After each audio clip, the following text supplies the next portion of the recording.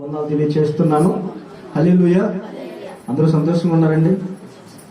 సంతోషంగా ఉన్నవారు పక్క వైపు తిరిగి వందనాలు చెప్పండి ఒకసారి. నవ్వుతూ వందనాలు చెప్పాలి. Okay, right. ఎంతమంది మీ బైబిల్స్ తెచ్చుకున్నారు? మీ బైబిల్స్ చూపించండి. ఈ మాటలు వెనకాల పలకండి. వాక్యమైన యేసయ్య, నీ సేవకుని ద్వారా నాతో మాట్లాడండి, నన్ను బలపరచండి, నడిపించండి, స్థిరపరచండి, స్వస్థపరచండి, నీకు దగ్గరగా జీవించడానికి సహాయం చేయండి. యేసు నామమున అడుగుచున్నాను, ఆమేన్. 122వ కీర్తన పరిశుద్ధ గ్రంథం నుండి 122వ కీర్తన మొదటి వచనం చదువుకుందాం. యెహోవా మందిరమునకు వెళ్ళుదామని జనులు నాతో అనినప్పుడు నేను సంతోషించి తిని చాలు. ప్రియమైన దేవుని బిడ్డలారా, ఈరోజు ఒక ప్రాముఖ్యమైన అంశాన్ని మనం ఆలోచించేద్దాం.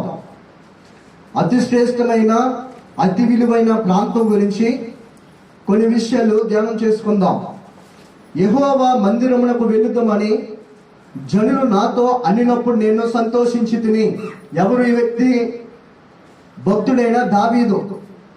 దావీదుతో ఎవరైనా రాజుగారు దేవుని యొక్క సన్నిధికి వెళదాం, దేవుని యొక్క సన్నిధికి వెళ్ళి ప్రార్థన చేద్దాం, దేవుని యొక్క సన్నిధికి వెళ్ళి పాటలు పాడుదాం, దేవుని యొక్క సన్నిధికి వెళ్ళి వాక్యం విందాం, దేవుని యొక్క సన్నిధికి వెళ్ళి పరిచయం చేద్దాం, దేవుని యొక్క సన్నిధిలో స్తుతిద్దాం అని ఎవరైనా వచ్చంటే ఎలా ఉండేవాడంట? ఎంతో సంతోషించేవాడంట, ఎంతో ఆనందించేవాడంట. ఎందుకు దావీదుకి దేవుని యొక్క మందిరం అంటే అంత ఇష్టము? ఎందుకు దావీదుకి దేవుని యొక్క మందిరం అంటే అంత ఆసక్తి? ఆలోచించేద్దాం. దావీదు ఒక సామాన్యమైన వ్యక్తి అంటారా? దావీదు కేవలం ఒక సామాన్యమైన కుటుంబంలో జన్మించాడంటారా? దావీదు ఎవరంటే ఒక మహారాజు. ఎవరంట? మహారాజు. రాజుకి ఎన్ని పనులు ఉంటాయి? చాలా పనులు ఉంటాయి. మనం ఒక ఉద్యోగం చేసుకుంటేనే టైం లేదంటాం. కానీ రాజు అంటే తన కింద సైనికులు ఉంటారు. ఆ యొక్క దేశాలంతా పరిపాలన చేయాలి. ఎవరిని ఎప్పుడు ఎలా పలకరించాలో, ఎవరు ఎక్కడికి వెళ్ళాలో అన్ని కూడా అపాయింట్మెంట్స్ అన్ని కూడా బుక్ అయిపోతూ ఉంటాయి. ఇటువంటి రాజు దగ్గరికి వచ్చి అయ్యా దేవుని మందిరానికి వెళ్దామంటే గనక హృదయం ఎంతో సంతోషించేవాడంట. ప్రియమైన దేవుని బిడ్డలారా, దావీదు కూడా మనలాంటి సామాన్యమైన వ్యక్తే. దావీదు కూడా నీకు నాకు ఉన్న పనులు కలిగిన వ్యక్తే. దావీదు కూడా నువ్వు ఏ పని అయితే బిజీలో ఉన్నావో దావీదు కూడా అంతకంటే సింహాసనం మీద బిజీగా ఉన్న వ్యక్తే. కానీ దావీదులో మంచి లక్షణం ఏంటంటే దేవుని సన్నిధికి వెళ్దాం ఉన్నప్పుడు మాత్రం హృదయం ఎలా ఉండేదంట? సంతోషంతో నింపబడేది. ప్రియమైన దేవుని బిడ్డలారా, మన యొక్క జీవితాలు కూడా అటువంటి అనుభవంలోకి వెళ్ళాలి. మన జీవితంలో స్థితిగతులు చూసుకుంటే చాలా చిన్నగానే ఉన్నాయి. ఎప్పుడు చూసిన బాధలే, ఎప్పుడు చూసిన కష్టాలే, ఎప్పుడు చూసిన వేదనే, ఎప్పుడు చూసిన అనారోగ్యకరమైన పరిస్థితులే, ఎప్పుడు చూసినా నీ జీవితంలో దుఃఖకరంగా కనబడుతుంది, ఎప్పుడు చూసినా నీ జీవితంలో నెమ్మది లేకుండా జీవిస్తున్నావు. కానీ దేవుని మందిరం అన్నప్పటికీ మన జీవితంలో ఎలా ఉంటుందంట? సంతోషం ఉంటున్నావా, దుఃఖంగా ఉంటున్నావా? దేవునికి మందిరం అన్నప్పటికీ మన జీవితంలో ఎక్కడ లేని సాకులన్నీ ఆ రోజే వస్తాయి, ఎక్కడ లేని పనులన్నీ ఆ రోజే వస్తాయి, ఎక్కడ లేని ఆలోచనలు అప్పుడే వస్తాయి. ఎప్పుడంట? దేవుని మందిరం అని పేరెత్తితే మన జీవితంలో ఎక్కడ లేని పనులన్నీ ఎప్పుడు గుర్తు వస్తాయంట? అప్పుడే గుర్తుకు వస్తాయి. కానీ దావీదుకి మాత్రం ఎన్ని పనులు గుర్తు రావాలి? రాజు అయినప్పుడు అన్ని పనులు పక్కన పెట్టుకొని తన చేయవలసిన బాధ్యత అంతా కూడా నెరవేరుస్తూ అనుకున్నాడంట. దేవుని మందిరం వెళ్ళినప్పుడు ఎలాగెళ్ళేవాడంట? సంతోషంగా వచ్చేవాడు. ప్రియమైన దేవుని బిడ్డలారా, మన జీవితం కూడా దేవుని యొక్క మందిరం అన్నప్పుడు సంతోషంగా దేవుని యొక్క సన్నిధికి రావాలి. సంతోషంగా గొంతులు వేసుకుంటూ, నాట్యం ఆడుకుంటూ, పాటలు పాడుకుంటూ హృదయమాన నా ప్రభు సన్నిధికి వెళ్తున్నాను, సజీవుడైన దేవుని సన్నిధికి వెళ్తున్నానని మనందరూ కూడా ఆనందింప చేస్తూ ఆయన సన్నిధికి మనం వచ్చేవారిగా మనము ఉండాలి. ప్రియమైన దేవుని బిడ్డలారా, దావీదు జీవితంలో దేవుని మందిరాన్ని ఎంత ఇష్టపడేవాడు అంటే రోజుకి ముమ్మారు ఏం చేసేవాడ? ప్రార్థన చేస్తూ ఉండేవాడు. 7 సార్లు ప్రార్థన చేస్తూ ఉండేవాడు. స్తుతించేవాడంట దావీదు. గొర్రెలు కాసుకుంటున్నా ఎవరు స్తుతించేవాడంట? దావీదుని దేవుడు స్తుతించేవాడు. రాజుగా ఉన్నా ఎవరు స్తుతించాడంట? అంత గొప్ప విషయం ఆలోచించేది. గొర్రెల కాపలంటే సామాన్యమైన విషయం, రాజుగారంటే గొప్ప విషయం. సామాన్యమైన విషయంలో దేవుడు పట్టుకున్నాడు, గొప్ప విషయంలో కూడా ఎవరిని కలిగి ఉన్నాడంట? దేవుణ్ణి కలిగి ఉన్నాడు. చాలా మంది సామాన్యమైన విషయంలో దేవుని పట్టుకుంటారు, కానీ గొప్ప విషయం వచ్చినప్పుడు దేవుణ్ణి ఏం చేస్తారంట, విడిచిపెట్టేస్తూ ఉంటారు. కానీ దావీదు జీవితం అలా కాదు. ఎప్పుడు ఒకే జీవిస్తూ ఉండేవాడు. ఒకటే భక్తి తన యొక్క జీవితంలో ఉండేది. ఏంటంటే ఎక్కువ సమయం ఎక్కడ ఉండేవాడంట, దేవుడు అందుకునే దావీదు కోరుకున్న 23వ కీర్తన ఉంటది, చిరకాలము యెహోవా మందిరములో నివాసము చేసేద్దాం. ఎవరు? భక్తుడైన దావీదు అంటున్నాడు, చిరకాలం ఎక్కడ ఉండాలని కోరుకున్నాడంట, దేవుడి సన్నిధిలో. ఈ రోజున అంశము దేవుడి సన్నిధిలో ఏం దొరుకుతుంది అసలు? ఎందుకు దావీదు దేవుడి సన్నిధిని ఇష్టపడేవాడు? ఎందుకు దావీదు దేవుడి సన్నిధికి సంతోషం వచ్చేవాడు? ఎందుకు దావీదు దేవుడి సన్నిధి అన్నప్పుడు ఆనందంగా జీవించేవాడు అనేది 3 విషయాలు పంచుకున్న సందేశాన్ని ముగిస్తాను. చూడండి, అదే 122వ కీర్తన 7వ వచనం చదవండి, 6వ వచనం చదవండి ఒకసారి. 122వ కీర్తన 6వ వచనం. యెరూషలేము యొక్క క్షేమము కొరకు ప్రార్థన చేయుడి. యెరూషలేమా, నిన్ను ప్రేమించే వారందరూ వర్ధిల్లుదురు. హల్లెలూయా. ఎందుకు దావీదు దేవుడి యొక్క మందిరాన్ని మానకుండా వచ్చేవాడు? దేవుడి యొక్క మందిరంలో శ్రద్ధ చూపించేవాడు, దేవుడి యొక్క మందిరానికి సంతోషం వచ్చేవాడు. అంటే యెరూషలేమును ప్రేమించేవారు, అనగా దేవుని సన్నిధిని ప్రేమించే వాళ్ళందరూ కూడా దేవుడు ఏం చేస్తాడంట, వర్ధిల్లే స్థితిలో పెడతాడు. చాలా మందికి దేవుడి యొక్క మందిరం యొక్క విలువ తెలియదు. దేవుడి యొక్క మందిరం అంటే ఏదో వెళ్ళి వచ్చేయడం అనుకుంటారు. కానీ ఇక్కడ దావీదు అంటున్నాడు, యెరూషలేమును ప్రేమించే వాళ్ళందరూ కూడా ఎలా ఉంటారండి, వర్ధిల్లుతారు, అభివృద్ధిలోకి వెళ్తారు, ఆశీర్వదించబడతారు, దీవించబడతారు. నీ జీవితంలో దేవుని మందిరాన్ని ప్రేమిస్తున్నావా? దేవుని మందిరానికి క్రమంగా వస్తున్నావా? మనం ఆలోచన చేయాలండి. ప్రభు సన్నిధిని ప్రేమిస్తే, ప్రభు మందిరాన్ని ప్రేమిస్తే, ప్రభు మందిరానికి క్రమంగా వస్తే దేవుడు అంచెలంచెలుగా నీ జీవితం ఏం చేస్తాడంట, వర్ధిల్లిస్తాడు. మీరు అనుకోవచ్చారండి, నా జీవితం ఇప్పుడు చాలా కొద్దిగానే ఉందండి, నా స్థితి, నా జీవితం ఇప్పుడు ఎటు చూసినా బాగోలేదండి, నా కుటుంబం చూసినా ఎటు చూసినా వేదనే అండి, దుఃఖంతో ఉందండి అని అనుకోవచ్చు.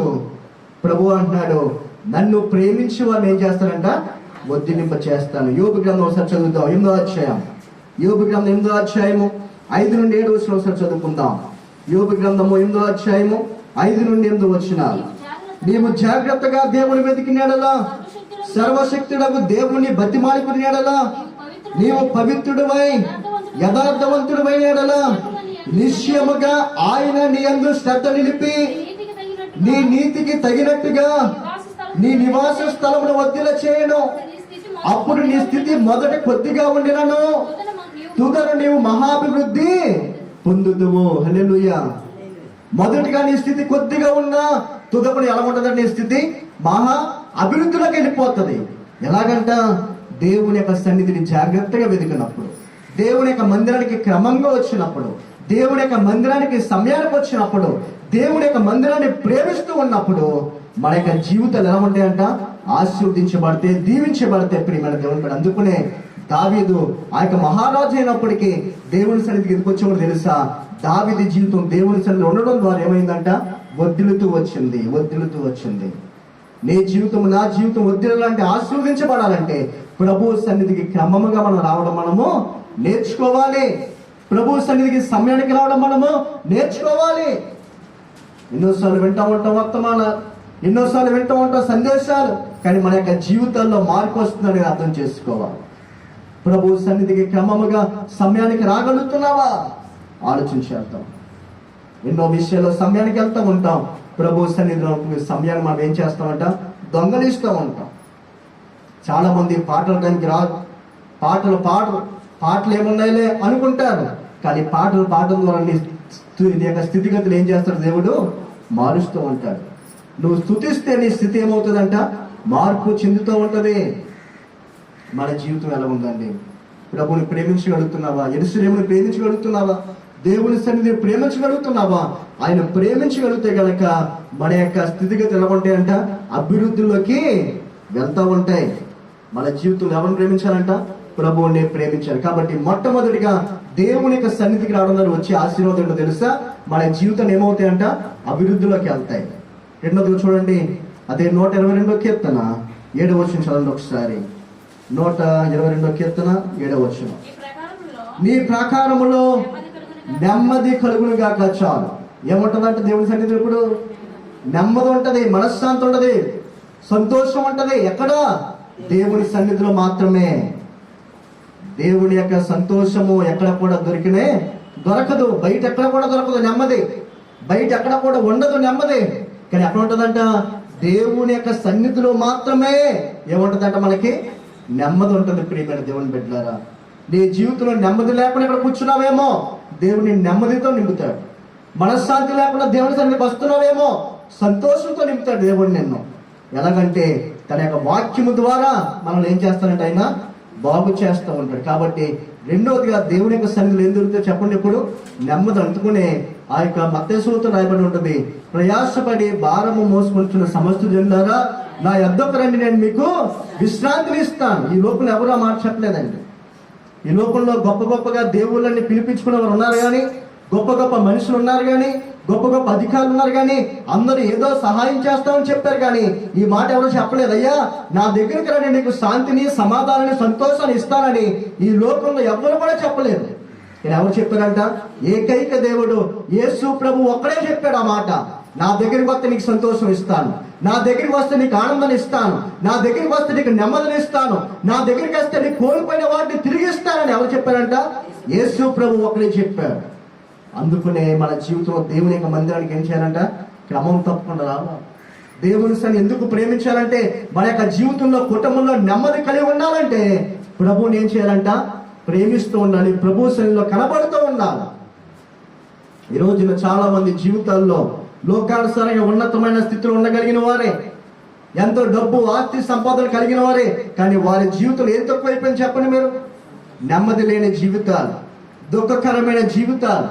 ఎవరు ఎంతో మంది అనుభవించడానికి ఆస్తి, ఎంతో మంది బంధువులు ఉన్నారు, ఎంతో మంది స్నేహితులు ఉన్నారు, మంచి మేడ, మంచి మెత్తి కట్టుకుని నివాసం చేస్తున్నారు, కానీ పైకి చెప్పుకోలేకపోతున్నారు.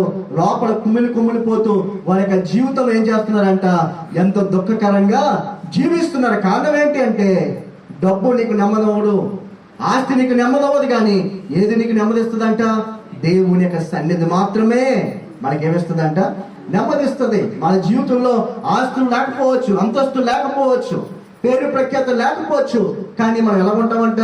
నెమ్మదితో ఉంటాం, ఆనందంతో ఉంటాం, మనశ్శాంతిగా ఉంటాం. ఎందుకంటే మనందరం కూడా ఎవరిని ప్రేమిస్తున్నాం?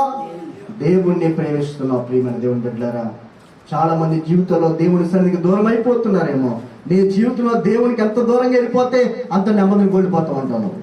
దేవుని సన్నిధికి దూరంగా వెళ్ళిపోతున్నప్పుడల్లా సమస్యలు పెరుగుతూ ఉంటాయి.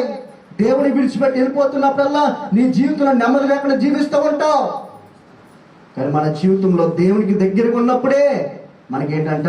నెమ్మది. ఒకసారి అంటే ఒక యవనస్తుడు ఒక ప్రాంతంలో ఒక బ్యాగ్ పట్టుకొని తన యొక్క జీవితం అంతా కలిగి ఉన్న వ్యక్తి నెమ్మది లేక ఎక్కడో ఒక చోట నెమ్మది దొరుకుతుందని ప్రయాణం చేస్తూ ప్రారంభించాడంట. ప్రయాణం చేస్తూ ఒక గ్రామానికి వచ్చాడు. అయ్యా నాకు నెమ్మది లేకుండా బ్రతుకుతున్నాను, నాకు సంతోషం లేకుండా బ్రతుకుతున్నాను, సమాధానం లేకుండా బ్రతుకుతున్నాను అయ్యా, నాకు నెమ్మది ఎక్కడ వస్తుంది అని అంటే ఒక పెద్దతను చెప్పాడు, అయ్యా నువ్వు బాగా డబ్బు సంపాదించు, నీకేముంటుందంట? నెమ్మది వస్తుందంటే వెంటనే బ్యాగ్ లో నుంచి ఆ యొక్క పర్స్ ఓపెన్ చేసి అకౌంట్ బుక్స్ చూపించాడంట. నా అకౌంట్ లో చాలా ధనం ఉంది కానీ నాకేం లేదంట, మనశ్శాంతి లేదన్నాడంట. ఎంత ధనం ఉన్నా నెమ్మది లేకపోతే నేనేమి చేయలే అని చెప్పి ఎవరు పంపించేస్తారంటే వెళ్తున్నాడంట. మళ్ళా ఒక వ్యక్తిని అడిగాడంట, అయ్యా నా జీవితం నెమ్మది లేకుండా ఉంటుంది అయ్యా, మనశ్శాంతి లేకుండా ఉంటుంది, నువ్వు చెప్పగలవా? ఏం చేస్తే నెమ్మది వస్తుందంటే ఆ వ్యక్తి అన్నాడంట, బాగా నువ్వు చదువుకో, బాగా విద్యను అభ్యసించు, ఉద్యోగం వస్తుంది, నీ జీవితం నెమ్మదిగా బతుకుతావు అంటే బ్యాగ్ నుండి సర్టిఫికెట్స్ తీసాడంట. తనకున్న పిహెచ్డి డిగ్రీస్ అన్ని కూడా చూపించాడు. ఇన్ని చదువులు నాకున్నాయి కానీ నా జీవితం ఏం లేదంట, నెమ్మది లేదు. అందుకని ఇంగ్లీష్ లో మాట ఉంటుంది, peace is not a commodity to buy in the market but it's availability at the feet of Jesus. అంటే నెమ్మది అనేది ఆ యొక్క సంత మార్కెట్ లో దొరికేది కాదు, కానీ కేవలము దేవుని యొక్క సన్నిధిలో, దేవుని యొక్క పాదాల దగ్గర మాత్రమే దొరుకుతుంది. ఏంటది? నెమ్మది. డబ్బులు ఇచ్చి కొనగలరా? డబ్బులు ఇచ్చి సంతోషాన్ని కొనుక్కోగలరా? లోకానుసరమైన సంతోషాన్ని కొనుక్కోగలరా? ఒక సినిమా చూస్తే ఎంతసేపు ఆనందం ఉండదు చెప్పండి? 2-3 గంటలే. ఏమంటే ఒక ఎగ్జిబిషన్కి వెళ్తే ఎంతసేపు ఆనందం ఉంటుంది? జేబులో డబ్బులు అయినంత వరకు కూడా ఆనందం ఉంటుంది, డబ్బులు అయిపోయాక మళ్ళా విచారమే.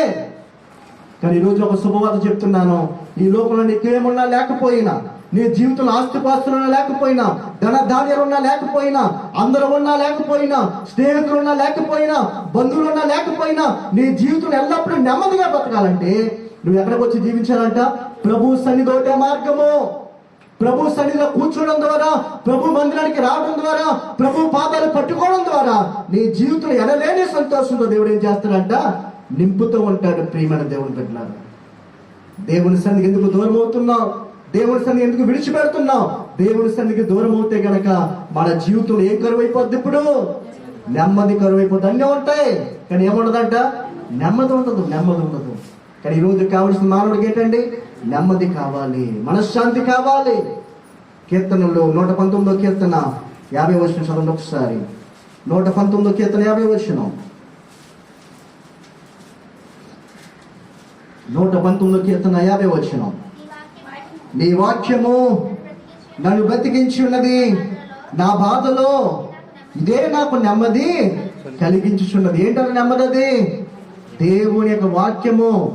నీ బాధల్లో, నీ శోధనల్లో, నీ వేదనలో, నీ దుఃఖములో, నీ రోగములో దేవుడు ఏం చేస్తాడంట? నెమ్మది ఇస్తాడు. ఏంటంటే దేవుని యొక్క వాక్యమే మనల్ని నెమ్మది పరిచేది. ప్రియమైన దేవుని బిడ్డలారా, మన జీవితంలో నెమ్మదిగా జీవించాలంటే దేవుని యొక్క వాక్యంలో మనం ఏం చేయాలంట? పెరుగుతూ ఉండాలి. దేవుని యొక్క సన్నిధి మనం ఏం చేయాలంట? కోరుకుంటూ ఉండాలి. అటువంటి సమయంలో మన జీవితంలో ఎంతో నెమ్మదిని మనం ఏం చేస్తామంట? పొందుకుంటూ ఉంటాం. ప్రియమైన దేవుని బిడ్డ, కాబట్టి దేవుని యొక్క మందిరాన్ని ఎందుకు ఇష్టపడేవాడు అంటే దావీదు మొదటిగా అభివృద్ధి స్థానంలోకి వెళ్ళాడు. రెండోదిగా దేవుని యొక్క మందిరంలో ఎలా ఉండేదంట? నెమ్మదిగా ఉండేవాడు. నెమ్మదిని పొందుకునేవాడు. ఎన్ని కష్టాలున్నా, ఇబ్బందులున్నా, ఇరుకులున్నా, ప్రతికూలమైన వాతావరణం ఉన్నా తన యొక్క జీవితంలో నెమ్మదితో ఉండేవాడు. దావీదు జీవితంలో తన ఇంటిలో ఉన్నప్పుడు ఇంటి చుట్టూ శత్రువు ఉండేవారంట. అయినా కానీ మోకాలేసి నెమ్మదితో ఎవరితో మాట్లాడేవాడంట? దేవునితో మాట్లాడాడు. కారణం ఏంటి? ఎవరి సన్నిధి కలిగి ఉన్నాడు? దేవుని సన్నిధి కలిగి ఉన్నాడు. ఇంటి చుట్టూ శత్రువులు అన్నా, మరి మన జీవితంలో ఒక సమస్య ఉంటేనే నెమ్మదిని కోల్పోతున్నాం, ఒక బాధ ఉంటేనే నెమ్మదిని కోల్పోతున్నాం. మరి నెమ్మది ఎలా వస్తుంది అంటే దేవుని యొక్క సన్నిధిని మనం ఏం చేయాలంట? కలిగి ఉండాలి. ఆయన ప్రాకారంలో ఏముంటదంట?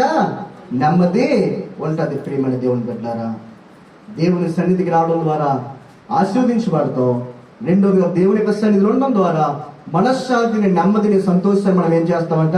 పొందుకుంటూ ఉంటాం. అది 122వ కీర్తన 7వ వచనం చదవండి మరొకసారి. 122వ కీర్తన 7వ వచనం. నీ ప్రాకారములో నెమ్మది కలుగును గాక, నీ నగరులలో క్షేమముండును గాక. ఆమేన్. పడుకుంటున్నారు అందరూ?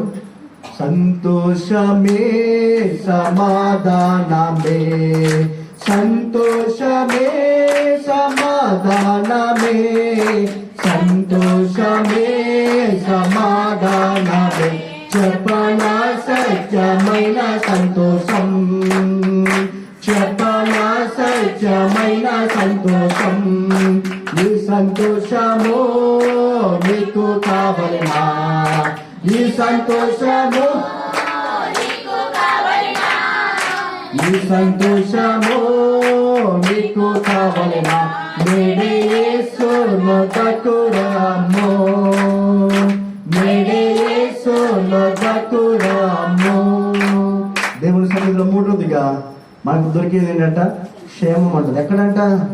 దేవుని సన్నిధికి రావడం ద్వారా నీకు క్షేమము, నీ కుటుంబానికి క్షేమము, నీ బిడ్డలకి క్షేమము.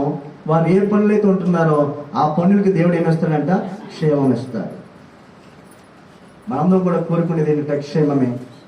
ఎవరు ఎక్కడ ఉన్నారన్నా, ఎక్కడ ఉండినా వారిని బట్టి మనం ఏం కోరుకుంటాం? ఎక్కడున్నా పర్వాలేదండి, మీరు ఎలా ఉండండి, క్షేమంగా ఉండమే మాకు కావాలి. ఈ క్షేమం ఎలా వస్తుంది? మరి నువ్వు దేవుని సన్నిధికి వస్తే నీకు, నీ కుటుంబానికి దేవుడు ఏమిస్తాడంట? క్షేమాన్ని, భద్రతను ఇస్తాడు. ఎక్కడ ఉన్నప్పుడు? దేవుని యొక్క సన్నిధి ఉన్నప్పుడు. కోడి యొక్క పిట్ట తన యొక్క తల్లి తన యొక్క పిల్లల్ని ఎక్కడ కాస్తుందంట? తన యొక్క రెక్కల నీడలో ఎప్పుడు కాల్చగలదు? అందుబాటులో ఉన్నప్పుడే కాల్చగలదు. కానీ అందుబాటులో లేకపోతే కాస్తుందా? గద్ద వచ్చేస్తుంది, పైన చూస్తుంది, పట్టుకోవడానికి గద్ద వచ్చినప్పుడు ఈ యొక్క కోడి పిల్ల ఎక్కడ ఉండాలంట? తల్లి దగ్గరలో ఉంటేనే వెంటనే ఏమవుతుంది? సంరక్షణ ఉంటది. లేకపోతే ఏమవుతుంది? ఆ గ్రద్ద కోడి పిల్లని తీసుకెళ్ళిపోతుంది. మనం కూడా క్షేమంగా ఉండాలంటే మనం ఎక్కడ కనపడాలంట? దేవుని సన్నిధిలో ఉండాలండి మనం. దేవుని సన్నిధికి వస్తే నీ క్షేమం నీకు తెలియదు. దేవుడిని చుట్టూ కంచి వేస్తాడు. నీకు తెలియదు నీ చుట్టూ ఎన్ని అపాయములు ఉన్నాయో అన్నిటి నుండి దేవుడు తప్పిస్తూ ఉంటాడు దేవునికి సన్నిధికి రావడం ద్వారా. కాబట్టి మూడవదిగా మన జీవితంలో ప్రభువు సన్నిధిలో ఏం దొరుకుతుందంట? క్షేమం దొరుకుతుంది. చాలాసార్లు మనం అనుకుంటాం, మనం ఎక్కడ ఉంటాం, మీ భర్త కావచ్చు, మీ యొక్క పిల్లలు కావచ్చు, రకరకాల చోట వెళ్తూ ఉంటారు, ఆడుకుంటూ ఉంటారు, పని చేసుకుంటూ ఉంటారు. వారిని కాపాడేది ఎవరు? దేవుడే. ఎలా వస్తుంది క్షేమము? నువ్వు దేవుని సన్నిధికి రావడం ద్వారా నీతో పాటు నీ కుటుంబానికి దేవుడు ఇస్తాడంట, క్షేమం ఇస్తాడు. మూడవదిగా మన జీవితంలో దేవుని సన్నిధిలో ఏం దొరుకుతుందండి? క్షేమము దొరుకుతుంది. ప్రతిరోజు ఉదయం లేచి సాయంత్రం వరకు నువ్వు బ్రతుకుతున్నావంటే ఏ అపాయము లేకుండా, ఏ ఆటంకం జరగకుండా, ఏ యాక్సిడెంట్ జరగకుండా, కాబట్టి ఎటువంటి ప్రతికూలమైన వాతావరణం నీ కుటుంబం రాకుండా నువ్వు ఉన్నావంటే ఇదంతా కూడా దేవుడు నీ కుటుంబం చుట్టూ ఏం చేశాడంట? కంచి వేశాడు, క్షేమాన్ని ఇచ్చాడు దేవుడు. అందుకనే మనము దేవుని సన్నిధి అన్నడు కూడా మనం ఏం చేయకూడదంట? విడిచిపెట్టకూడదు. కాబట్టి దేవుని సన్నిధి రావడం వల్ల వచ్చే ఆశీర్వాదాలు నీ జీవిత స్థితి ఏమవుతుందంట? మార్పు చెందుతూ ఉంటుంది. రెండోదిగా మన యొక్క జీవితం ఎలా ఉంటుంది? నెమ్మదితో నింపబడుతూ ఉంటాం. మూడోదిగా క్షేమంగా మనము వంట ఉంటాం. 4వ చదవండి, 122వ కీర్తన 9వ వచనం. నీకు క్షేమము కలుగును గాక. మన దేవుడైన యెహోవా నీకు మేలు చేయ ప్రయత్నించాను. దేవుడి సన్నిధికి రావడం ద్వారా దేవుడు మేలు చేస్తాడా, కీడు చేస్తాడా? మేలు చేస్తాడండి. నీకు మేలు చేయ ప్రయత్నించాను అంటే దేవుని సన్నిధిలో ఉండడం ద్వారా మనకి ఏం జరుగుతుందండి? మేలు జరుగుతుంది, మేలు వస్తుంది. కీడు ఏమాత్రం కూడా దేవుడు చెయ్యడు, కీడు సంభవించదు. దేవుని సన్నిధిలో ఉన్నంత వరకు కూడా, దేవుణ్ణి ప్రేమిస్తున్నంత వరకు కూడా, ఆయన ఆజ్ఞను పాటిస్తున్నంత వరకు కూడా మనకేం జరగదంట? కీడు జరగదు. ఎప్పుడు కీడు జరుగుతుంది? ఆయన సన్నిధికి దూరం అయిపోతే కీడు జరుగుతుంది. రోడ్డు మీద వెహికల్స్ వెళ్తూ ఉంటాయి, చెప్తారు 40 స్పీడ్లో వెళ్ళిపోవా అంటారు, 60 స్పీడ్లో వెళ్ళమంటారు. వాళ్ళు ఏం చేస్తారంటే 60 స్పీడ్ కాకుండా ఎక్కువ స్పీడ్ వెళ్ళారనుకోండి, ఏమవుతుంది? కీడు జరుగుతుందా, మేలు జరుగుతుందా? కీడు. 40 స్పీడ్లో వెళ్ళినంత వరకు కూడా మేలుగానే ఉంటుంది, సురక్షితంగానే ఉంటుంది. ఒక చోట ఏమవుతుందో చూద్దామని 40 దాటారనుకోండి, ఏమవుతుంది? కీడు.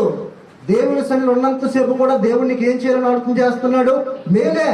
నువ్వెంత అనారోగ్యానికి గురైనా, ఎన్ని ఆర్థిక సమస్యలతో ఇబ్బంది పడుతున్నా, ఎటువంటి ప్రతికూలమైన వాతావరణంలో నెమ్మది లేకుండా జీవిస్తున్నా, ప్రభువు నీ దృష్టిలో ప్రతిదీ కూడా మేలు చేయాలనే ఉద్దేశిస్తున్నారు.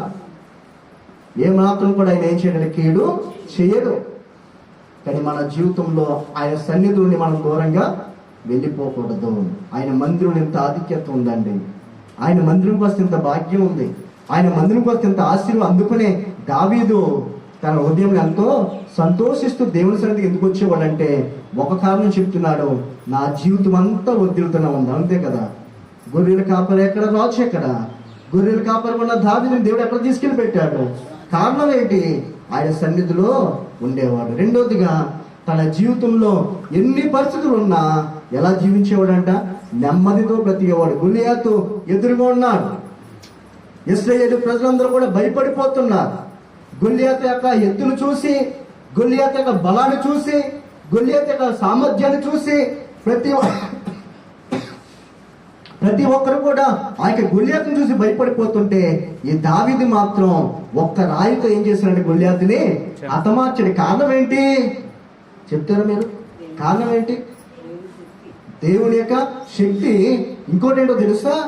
దావీదు అందరూ గొలియాతుని చూస్తే, దావీదు మాత్రం గొలియాతు వెనకాల ఉన్న దేవుని యొక్క శక్తిని చూశాడు. సమస్యను చూడలా, సమస్య వెనకాల దేవుని యొక్క హస్తాన్ని చూశాడు. మన జీవితంలో కూడా ఎప్పుడు నీ కుటుంబంలో సమస్యను చూడకూడదు. అనారోగ్యంతో బాధపడుతున్నా, ఇబ్బందులున్నా, ఆర్థిక విషయాలున్నా, సమస్యను చూస్తూ ఉన్నప్పుడల్లా నువ్వు కుంగిపోతూనే ఉంటావు. సమస్యను చూస్తూ ఉన్నప్పుడల్లా దిగజారిపోతూనే ఉంటావు. సమస్యను చూస్తున్నప్పుడల్లా నీ జీవితంలో నెమ్మది ఉండదు. సమస్యను చూస్తున్నప్పుడల్లా ఇది ఎలా జయించాలి, ఏంటి నా జీవితం అని కలవరం వస్తూ ఉంటది. కానీ మన జీవితంలో సమస్యను చూడకూడదు. సమస్య వెనకాల ఉన్న దేవుణ్ణి మనం ఏం చేయాలంట? చూడాలి. ఆయనకు అసాధ్యమైనది ఏమి ఉందంటారా? ఏది కూడా లేదు. అందుకనే అందరూ కూడా ఆయన చూసి భయపడిపోతుంటే దావీదు ఏం చేసాడు తెలుసా? ఏమీ కూడా ధరించలేదు, రాయమొక్క తెచ్చుకున్నాడు, తన చూడటం మానేశాడు, తన యొక్క దేవుడి యొక్క బలం ఏంటో చూశాడు. దేవుడు బలం చూసినప్పుడు గొలియాతు బలం ఎలా కనపడింది? చిన్నగా కనపడింది. ఎందుకంటే దేవుడు ఎంతో బలమైన వాడు, గొల్లియాతు ఎంత వాడు, దేవుని ఎదుట చిన్నవాడు. వాళ్ళందరూ ఏం చూశారు? గొల్లియాతుని చూశారు. గొల్లియాతు ముందు వీళ్ళందరూ అంటున్నారు చిన్నవారు. వీళ్ళందరూ గొల్లియాతుని చూసి భయపడిపోతుంటే దావీదు గొల్లియాతుని చూడలేదు, గొల్లియాతు వెనకాల తను నమ్ముకున్న దేవుని చూశాడు. గొల్లియాతు ఎలా కనిపించాడు? నీకున్న అనారోగ్యం ఎప్పుడు చిన్నగా కనపడుతుందో తెలుసా? నీకున్న వ్యాధి బాధలు ఎప్పుడు చిన్నగా కనపడుతుందో తెలుసా? నీకున్న ప్రతికూలమైన వార్త ఎప్పుడు చిన్నగా కనపడుతుందో తెలుసా? నీకున్న కుటుంబంలో సమస్య ఎప్పుడు చిన్నగా కనపడుతుందో తెలుసా? నువ్వు ఆ సమస్యను చూడటం మానేసి నీ దేవుడి యొక్క బలం ఏంటో చూడటం ప్రారంభించు. నీ దేవుడు ఎంత శక్తిమంతుడో ఆలోచించడం ప్రారంభించు. ఈ సమస్య ఒక్క నిమిషం ఏమైపోద్దంట? మాయమైపోద్ది.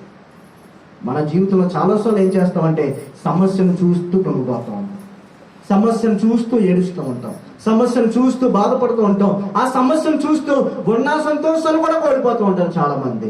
అంతేనంటారా? చాలా మంది జీవితాలు ఎలా ఉంటాయో తెలుసా? ఉన్నది అనుభవించలేరు, లేదు కావాలంట. ఉన్నది ఏం చేయలేరంట? అనుభవించలేరు. ఉన్న సంతోషాన్ని కూడా పోగొట్టేసుకుని ఏడుస్తూ కూర్చుంటారు. మళ్ళా సంతోషం కావాలని కోరుకుంటూ ఉంటారు. దేవుని యొక్క వాక్యం సెలవిస్తుంది, ఎల్లప్పుడూ మీరు ఎలా ఉండాలంట? సంతోషంగా ఉండాలి. అలా సంతోషంగా ఉండాలంటే సమస్యను చూడాలా, దేవుని చూడాలా? దేవుని చూడాలి. బహుశా నీ జీవితంలో తట్టుకునే పరిస్థితి వచ్చింది, సమస్యను చూడకో. ఎవరిని చూడాలమ్మా? దేవుని చూస్తే అంత బలం వస్తుంది మనకి. అందుకని అంటే కదా, యెహోవా నా బలం యథార్థమైన నీ మాట. అందులో ఒక చరణం ఉంటుంది. ఏ చరణం అంట?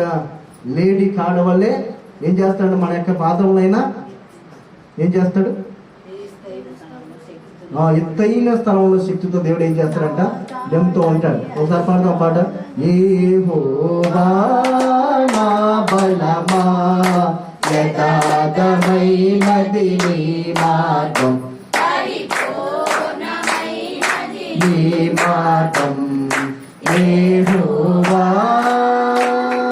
నా కాళ్ళను లేడి కాళ్ళగా చేసి ఎత్తైన స్థలములో శక్తితో నిలిపి, నా కాళ్ళను లేడి కాళ్ళగా చేసి ఎత్తైన స్థలములో శక్తితో నిలిపి, రక్షణ కేడము నాకందించి, రక్షణ కేడము నాకందించి,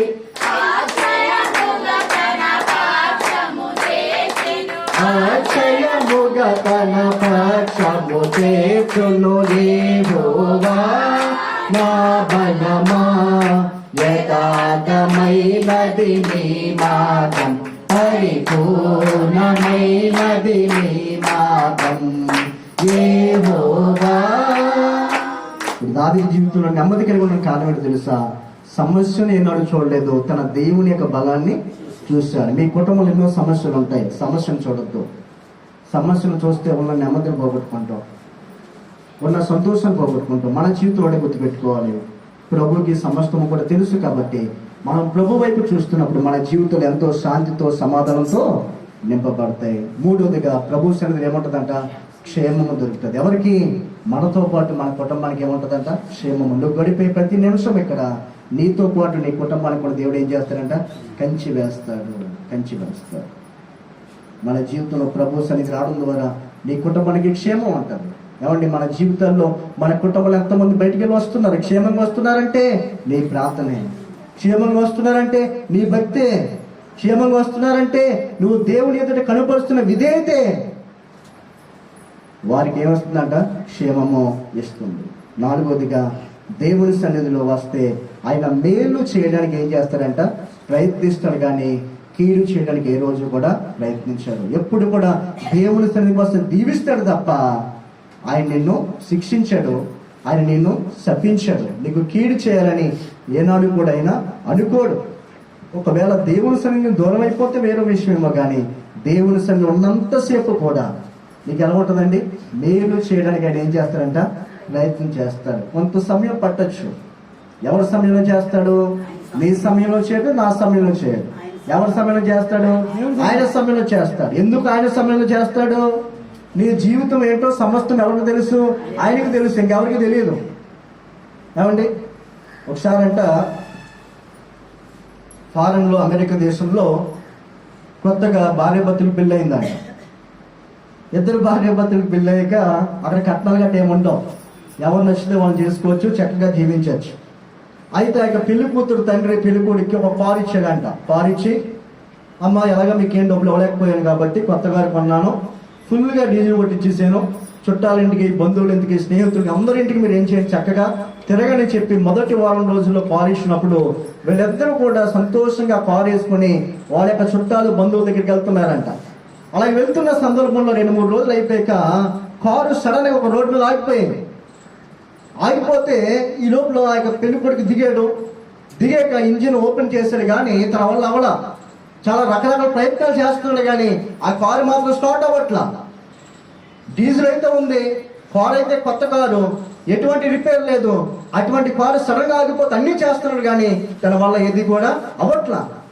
ఈ లోపల యవనస్తులు దూరం నుంచి వస్తున్నారు, ఆ రూట్ లో ఆపుతున్నారు, అందరూ కూడా వస్తున్నారు, ఆ యొక్క ఇంజిన్ ఓపెన్ చేస్తున్నారు, అన్ని చెక్ చేస్తున్నారు, కానీ వారి వాళ్ళు కూడా అవ్వట్లా. చివరిగా సాయంత్రం అయిపోయింది, నిరాశలోకి వెళ్ళిపోయారు. వాళ్ళిద్దరు కూడా పక్కన కూర్చున్నారు.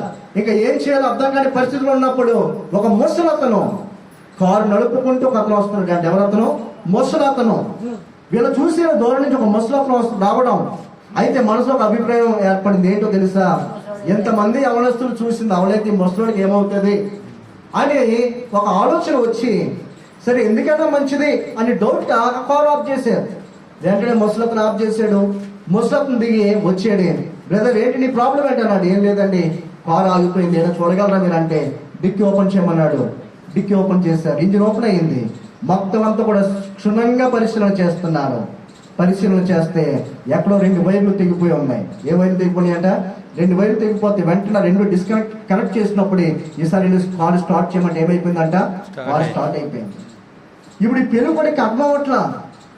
యవనస్తులు అందరూ ఇంజనీర్సే, అందరూ చదువుకున్న వారే, వాళ్ళందరూ బాగు చేయలేండి, దీన్ని ఎలా బాగు చేశాడు, ఎలాగా దీన్ని సరి చేశాడు అని ఆలోచన చేస్తూ, సార్ ఒక క్వశ్చన్ మిమ్మల్ని అడగాలనుకున్నాను. ఏంటో అడుగు, పర్లేదు అన్నాడు. సార్ ఇంతకుముందు మధ్యాహ్నం నుంచి ఇంతవరకు కూడా చాలా మంది యవనస్తులు వచ్చారు, వాళ్ళందరికీ కూడా ఇదే ప్రాబ్లం నేను చెప్పాను, కానీ వాళ్ళందరి వల్ల అసాధ్యమైనది మీకు ఎలా సాధ్యమైనది అని అడిగితే ఆ యొక్క వ్యక్తి అన్నాడంట, my name is henry Ford.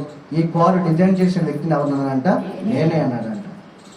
ఆ కారు డిజైన్ చేసిన వ్యక్తి ఎవరంట? ఆయనే. ఆ కారులో ఎక్కడ లోపం ఉందో ఆయన తప్ప ఇంకెవరికి కూడా తెలియదు.